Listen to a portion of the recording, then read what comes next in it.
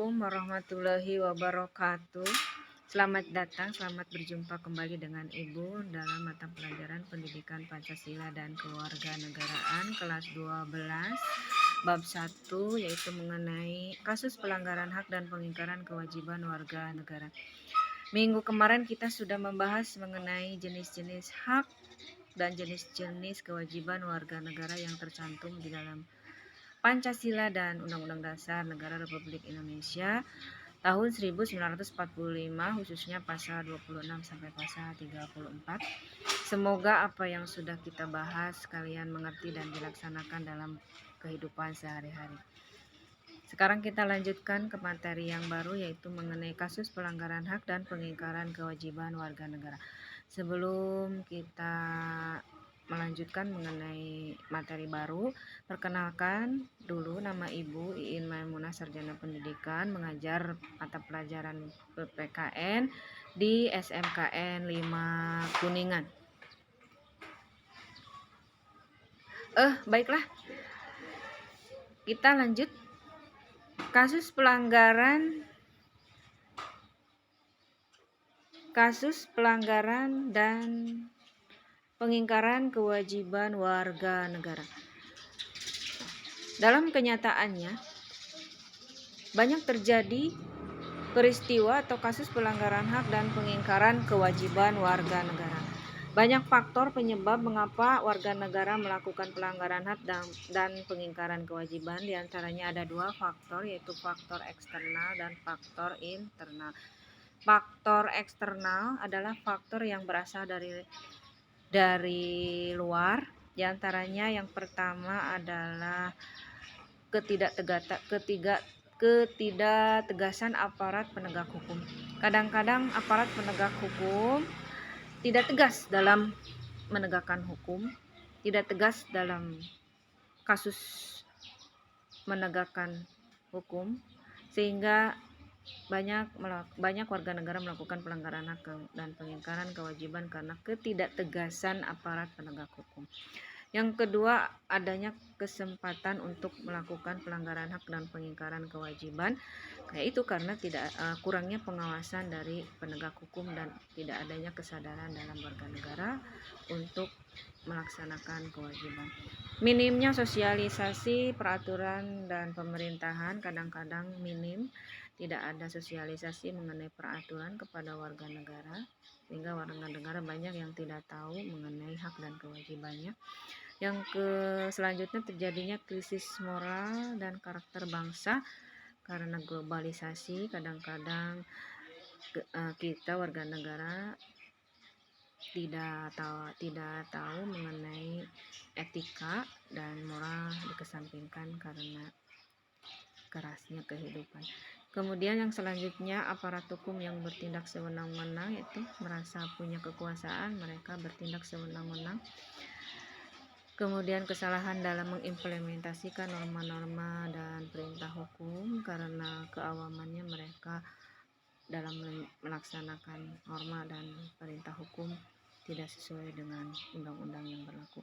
Kemudian penyalahgunaan teknologi HP, internet, mereka mengikuti zaman yang udah mulai amburadul, sehingga mereka tidak mengindahkan hak orang lain dan mengingkari kewajibannya.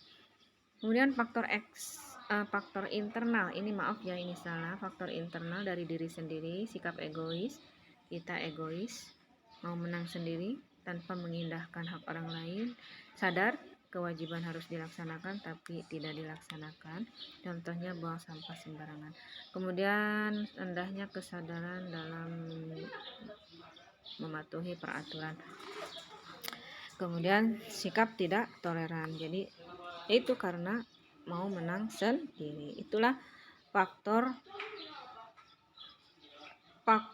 penyebab terjadinya pelanggaran hak dan pengingkaran kewajiban.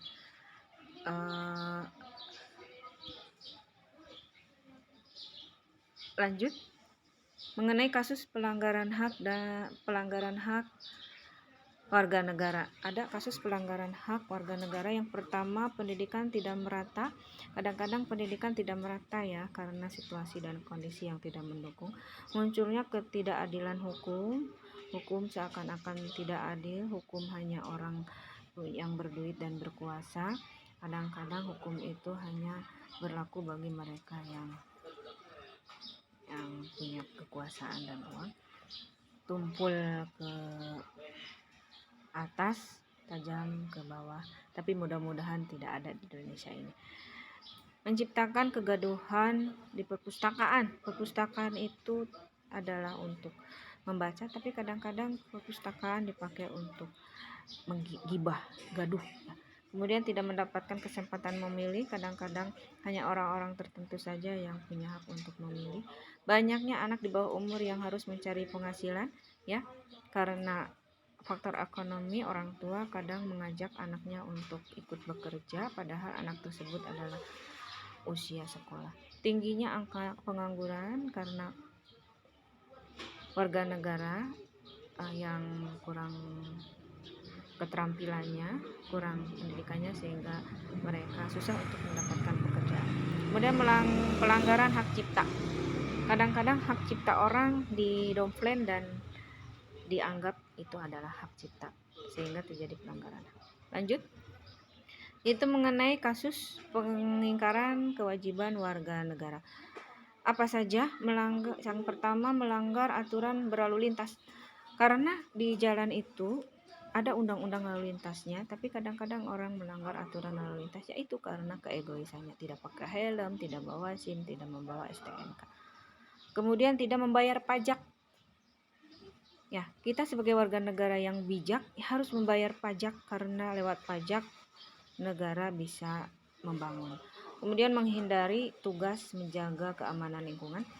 Kadang-kadang kita egois hanya menjaga keamanan sendiri, padahal lingkungan juga adalah tugas bersama untuk menjaga keamanan. Contohnya tidak patuh ketika ada jadwal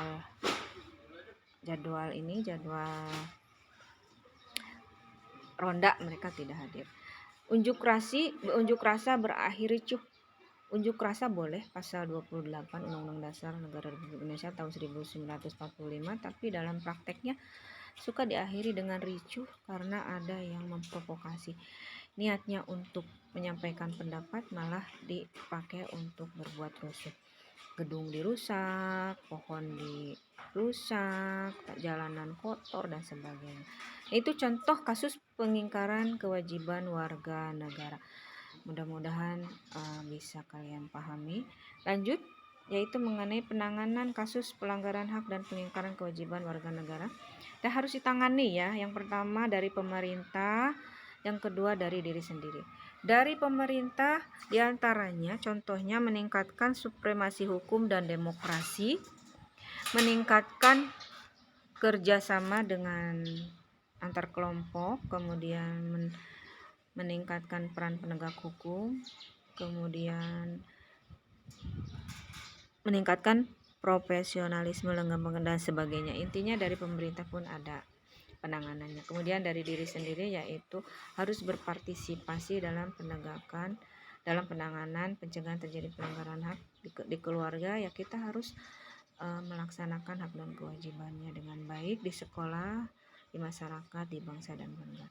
Itulah mungkin pemaparan materi bab 1. Mudah-mudahan kalian paham, dan selanjutnya silahkan kalian rangkum materi tersebut di dalam buku dan dikumpulkan. Sekian, wassalamualaikum warahmatullahi wabarakatuh.